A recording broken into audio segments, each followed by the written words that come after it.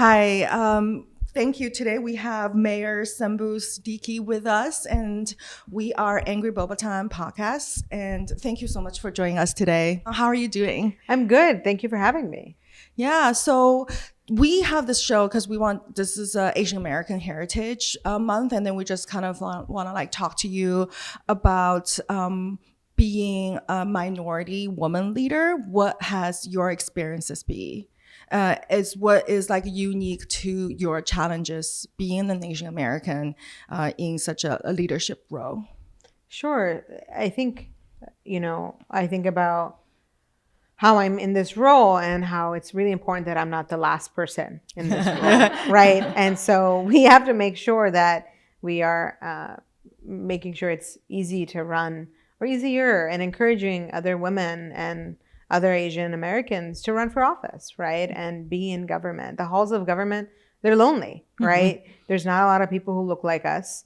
And we also have to be this beacon for residents, right? Residents call us because they see someone who looks like them, who may speak their language, who, understands their lived life experience. And they're like, government is a little bit more personal now, right? And so for me, I think there's certainly been barriers, but I've been able to overcome them because, I have good relationships and it's an ongoing process, right? So I think for me, it's this mantra of you can't be what you can't see. And so I carry that with me and know that I'm here for a reason, right? And that the imposter syndrome, it's easy to be like, oh, I don't belong here, but I do belong here.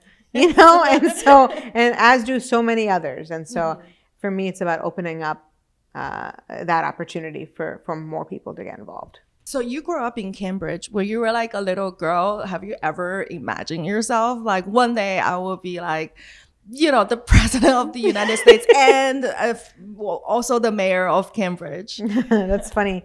People always like, do you want to be president? And I'm like, well, I was born in Pakistan, so I can't. And they're like, oh, okay, well, sometimes I pass by City Hall and I see my name and I'm like, that's me. I'm like, that's me. So, I think I couldn't have imagined it. And also growing up here, I really benefited from so many of the resources here. We were able to live in affordable housing, right? We were able to access good programs. That my twin brother and I were able to go to summer camp, go to things. And so all those resources helped us, right? And, I got involved more locally. And I remember in high school coming to City Hall and coming and talking about, lowering the voting age. And I was looking at the city council, the mayor, and I was like, wow, they're listening to me. Seems like a cool job. I want to do it one day. And I had in the back of my head, I was like, I don't know how I'm going to get here, but maybe one day I can be in this room. And, that was in 2005, 2004, right? And, I went to law school. I graduated from college. I did a lot of the different things. And ultimately in 2016, when there was a Trump election, I kind of looked inward and said, I got involved and I saw that election happening. And after that, I just saw the Islamophobia, the anti-hate, Asian hate, everything that was coming from the president. And I said, I want to run for office. And the rest is history. Were your family like supportive of your decision to run for office? My family was confused. They were kind of, my mom is a cashier at a grocery store. My dad has been a grocery clerk. He's a shipping clerk now. And they were kind of like, okay, well, is this going to pay you? They were very worried about money because, you understand immigrants, they don't have, my parents in particular, their professional careers from their respective home countries didn't carry here. And so for them, it was like, you make money and you don't end up like us. That's what they kept saying. So when I told them about this, they were like, okay, well, we don't know what it'll look like. But my dad, I think, was more supportive. And my mom was just like, oh my gosh, what are you doing? But then I won my first election, and my mom actually it was the first time she voted in a municipal election. Wow. Yeah. So she voted for me, and so she was so you happy. sure? I hope so. I hope so. There were 27 other candidates that year, so I think they now have seen, since I've become mayor and then became mayor again, they're like, oh, wow. Now they're like, my mom, she's as I've said, she's a cashier, and she's been a real, how do I say this? She's gotten, a lot of support from me. Her customers, they come in, she's just like, vote for my daughter, nice. Please. This is my daughter. I'm like, and then she goes door knocking. Like, wow. She's just been a huge advocate. But I still think she's kind of like, okay, what is happening long term? But they see the impact that I have and how I can help people. And I think they realize, like, to me, life is more than, it's not about the money. It's not about, these awards or accolades. It's really, for me, it's about helping people. Yeah. That's why it's really funny, because I feel like every Asian person I know who are in like the creative space, who does like stand up or improv, they already have like a PhD or something. Then they can pursue this channel because their parents be like, okay, fine, you go ahead. Right. We feel like, okay, we'll get this degree for you. But really, like, then you're like, oh, you want to be happy, right? And you're like, Mom, Dad, like, I'm going to do something else, Yeah. So you mentioned that you had experienced barriers, but like you overcame them. And I was just wondering, like, what does that mean for you? Like, how do you do that? Sure. Yeah. I think I guess how used to. I mean, I think in any race, you have to raise money, right? And that's kind of like what you have to focus on. And for me, I kind of said, okay, I know I need to raise X amount of money for these elections, but I'm not going to like get so bogged down in raising money, and keep it focused on the people and going door knocking and really spending time with community. And I think if you see how I've done in the last 3 elections, I am the person who raises the least amount of money, but gets the most votes, right? I think this strategy, if I run for higher office, won't work. You just need more money. We need campaign finance reform. Oh my gosh. Oh, I think. Do you want to talk about that? Well, I think it's really problematic how much we have to spend on our elections. Mm-hmm. People are raising more money in like a 5-month time period than people make in a year. And I think there's a better use for some of this money. And so I think about our federal elections or state elections and the money in politics. We have to fix that. Yeah, and I think I read somewhere how once like a national election ends, it's basically just planning for the next election. And so you just have people like on circuits, just like the travel expense alone, just like holding the talks. It's like so much planning, and it's all for show. And like, because the cycle is so short, it doesn't leave much time for like actually like making good on the promises that you promised for the previous election. I mean, this is like on the national level, but I mean, I feel like you work really hard. I was wondering if you could talk a little bit about the work that you've done since coming into office, because you've done so much on like racial justice and tenants' rights, and it's very awesome. Thank you. Yeah. I reflect back on the, last few years, and especially during COVID, when I became mayor, it was kind of like, oh, wow, I'm going to be dealing with COVID the entire time. And, but in that, we saw a lot of opportunity too. We relaunched this and repurposed the Mayor's Disaster Relief Fund for COVID-19, which has raised $5 million, right? That went directly to residents. We were also able to launch a guaranteed income pilot, which is providing $500 a month to 130 single caretakers. We're more than halfway through this 18-month pilot, and we're seeing how it's really benefiting these residents. And now we're going to be expanding on that and using American Rescue Plan money and doing an even bigger demonstration and providing more money to families, right? I think, you think about what our role is, and it's to make people's lives better. And that can look like a lot of different things. You know, an example I have, small example, but some families had said to me, this was a while ago, you know, they're Muslim families, and they said, look, you know, our kids are coming home hungry because they're not eating the food at school because it's not halal, you know. And they said, you know, I went to the principal, I went to the teacher, no one's really helping us. So they came to me and I got involved, and we got the right people together, and I got them at the table explaining what halal food means to them and why it's important. And lo and behold, we are one of the companies that we contract with.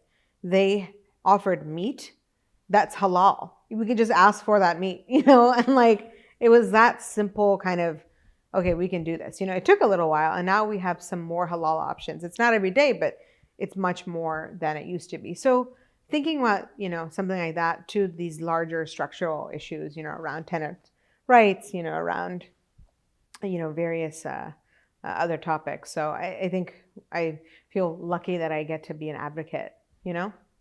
I don't know if it's okay for me to ask this question, but I'm gonna ask it anyway.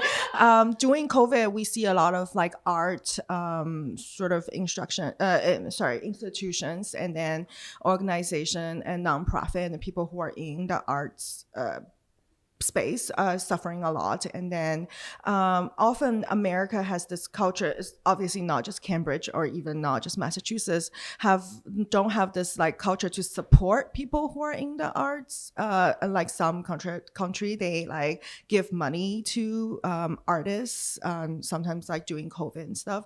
Do you think like the government role on like supporting more like artists or people who are usually in this creative space that are not like making a lot of money, but they do contribute to our culture significantly? Yeah, you know, I think we need to compensate our artists for all the work that they do, you know. And I think about even the money that we used in the Mayor's Disaster Relief Fund. We had specific money to arts organizations. You know, we said we need to support the arts. The arts is what is getting us through the pandemic, you know, the stand-up, you know, everything moved on online and so forth. So I do think there's a gap in how we value, you know, artists, how we value, you know, so many different fields that do contribute a lot, but we're really slow in recognizing. So definitely, I think we need to do more. And I think as a city, Cambridge, we can do more.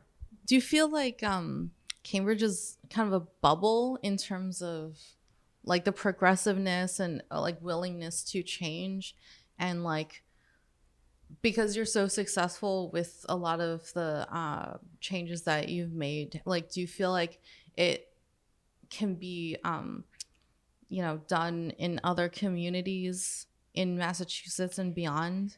I think we're spoiled here. Definitely. We're very spoiled. Yeah. And, you know, I've worked in places like Lawrence, Lowell, and Lynn.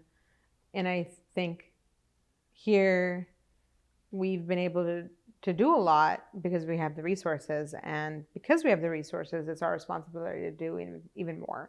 And I think where we get caught up is like, we're doing this, and that, you know, and people are like, you know, we're doing more than others. And it's like, yeah, and we should be doing more, you know? So I do think given where we're at, we absolutely need to be, you know, doing more to help people. And I think that's where we struggle. And I think sometimes it's kind of like, okay, we're in this competition of like, who can be more progressive, you know? And so I think about being an elected official in other parts of the country, and I think I'd have a much harder time, right? And I think here we have people who are like-minded. You know, I think the biggest arguments we have are around bike lanes and housing, you know? You know, and like, you know, there's a lot of people who are like, yes, housing, but it's like, but not right there, you know? But they're going to have a Black Lives Matter sign.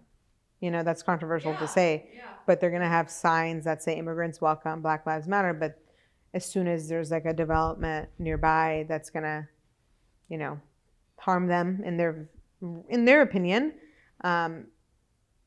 their attitude changes. And so there's a lot of those attitudes that I think are problematic in our city. And I think I've encountered it a lot, and I listen and I say, you know, I just disagree.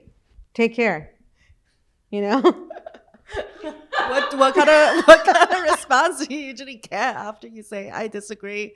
Usually they're just shocked, and then yeah, you know, some people are very mean, and you just get used to it. Like I have learned through this job, like I can't take things too personally, you know. And I think people think they know me, you know. They're like, you're this, you're that, and I'm like, you know, I get a nasty email, I'll reply to that email, but never send it. You know, I will have it in my notes, and then I'll take a deep breath. I'll walk away. But I just don't get to you because it's the same people who are coming after you and your biggest critics, and it's just a reality of the role that you're in. I stay out of it. I don't let some of these voices get to me. It's hard. But you have to just deal with it. Yeah, I just feel like you're so comfortable with who you are just as you are. And I feel like especially for like Asian people and like women, like it's hard to do that. Like every time somebody tells me, oh, you need to like change your hair a certain way, I was like, you know, like I'm like second guessing myself. And it's just like, how do you stay you? Because like, yeah, it's amazing. It's like they don't even need to say you need to change your hair. They just say, oh, your hair look different, and immediately you'll be like, what is wrong with my hair today? Tell me.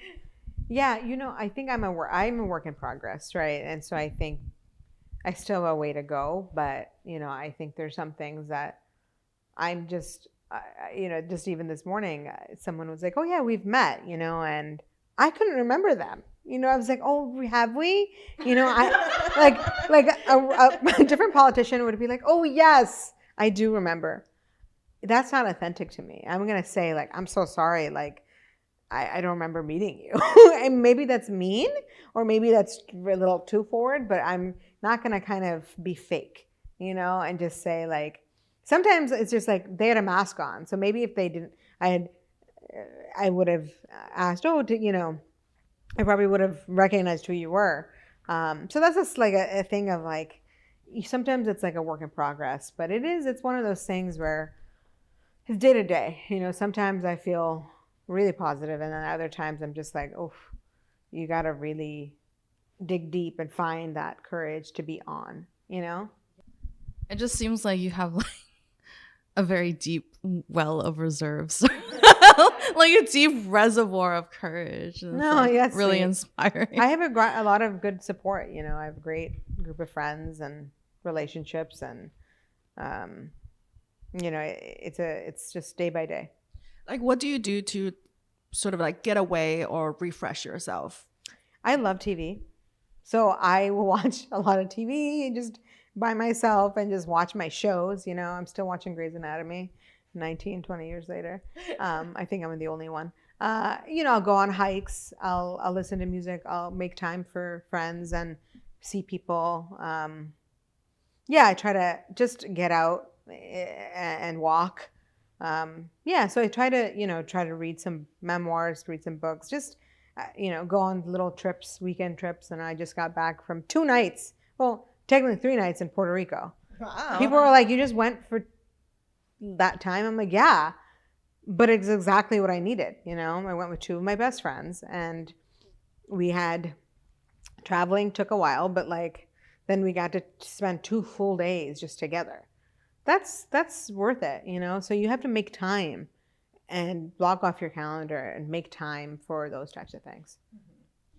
I want to be conscious of the time, but maybe this is a controversial question, but what's your favorite restaurant in Cambridge? Oh gosh. Do I have a favorite restaurant? I can start with a coffee shop that I love. I love Choreo Coffee in East Cambridge. The waffles are so good. As far as restaurants, I like this restaurant called Tallulah. It's in kind of West Cambridge area. They have just nice outdoor seating, really good dessert. I love Italian food, so they have a lot of good pastas. So yeah, I think that's one of I've frequented that a good amount. Obviously Life Alive is next door, So we love Life Alive. So I used to like not like it and be like, oh, it's so expensive. Everyone's in yoga pants. I don't fit in. And then I'm like, it's so good. Adventurable all the way. So yeah, there's a lot of great restaurants here. I'm blanking on some of the other places, but La Fabrica has really good mofongo and really good mojitos, coconut. Love mojito. Yeah. I love mojito. Yeah. So go there for a good mojito. So I have a kind of a controversial question. So I really like how you called out like the like kind of white liberal hypocrisy, because like, I mean, there's like some other places in the country where, you know, the city will vote to like put, you know, like a prison or, you know, a homeless shelter in an Asian neighborhood. And then when the Asian people complain about it to the city, like the white progressive people will shame them because, you know, it's like, well, why don't you want to help the homeless or something? But it's like they never, I mean, like they never say, okay, sure, you know, we'll invite these people near our homes. So it's like, I guess, I don't even know if it's a question, but it's just like, how do you deal with that all the time? Yeah, you know, I think I go back to my roots, and I grew up in affordable housing. So I will always vote for supporting more housing and figuring out policies that enable more of that. You know, I think I do want to listen to the residents too. You know, we have an affordable housing development that these owners want to build more on their property, and the conditions of their current units have been so horrible. And so the residents were like, and then a lot of the Wat Ilas got involved because they were kind of like, well, we don't want this tall, more building in our housing. And then they kind of were like, and the residents are really unhappy, and we're going to support the residents because they don't want this. And it was like this weird thing, you know, and I was like, it didn't feel good. So what I did was, you know, me and the vice mayor, we wrote a letter to the owners and said, you know, you need to fix your current stock before you build new stock. I want them to build new stock, but I want them to also take care of their current residents. And, you know, some of the folks who, you know, the white liberal folks, you know, I think are pleased that we're pushing hard on the developers. I mean, and sometimes I kind of question their, I think, motives, you know, because I'm kind of like, I know you're supporting these residents in their advocacy, but you're also really concerned about more housing getting built. And so I've kind of said, look, we need to hold these folks accountable, and we need to build more housing. So I think you can do both things, and you just have to I just call things out, you know, and I will always vote a certain way because I know it'll help the residents. I think that's it. But thank you so much for joining our talk today. And it's a beautiful day. I hope you have a great Memorial weekend. Thank you. You too.